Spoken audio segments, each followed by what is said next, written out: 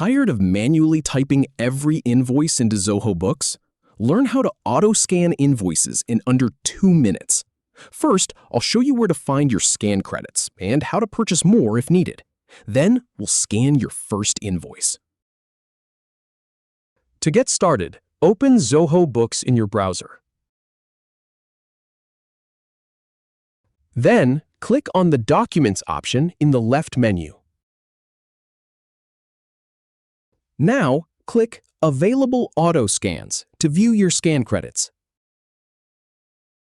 Here, you'll see the Purchased Monthly Auto Scans credit. Next, check the remaining monthly auto scans. And also review any carry-forwarded auto scans. If you need more, click Purchase Add-ons to buy additional auto scans.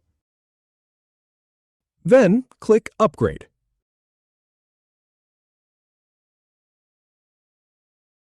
And finally, click Add to confirm.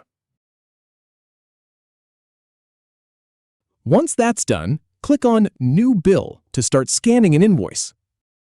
If you have any feedback or if any info is inaccurate, please leave a comment below.